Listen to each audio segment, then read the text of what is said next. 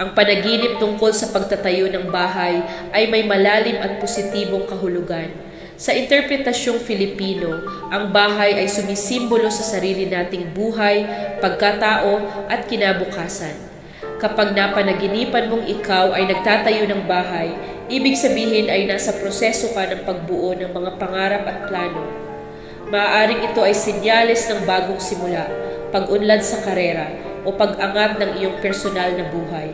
Kung ikaw mismo ang gumagawa ng bahay, ipinapakita nito ang iyong sipag, tiyaga at determinasyon.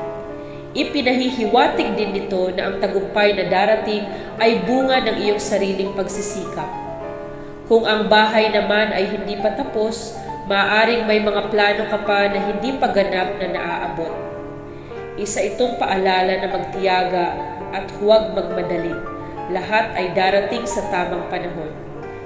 Kapag ang itinatayong bahay ay matibay at maganda, ito ay simbolo ng matatag na kinabukasan, maayos na relasyon at posibleng magandang balita pagdating sa pera.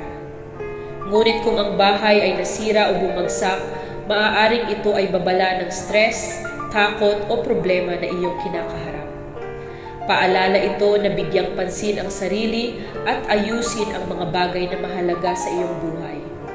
Comment down below ang iyong panaginip at aking papaliwanag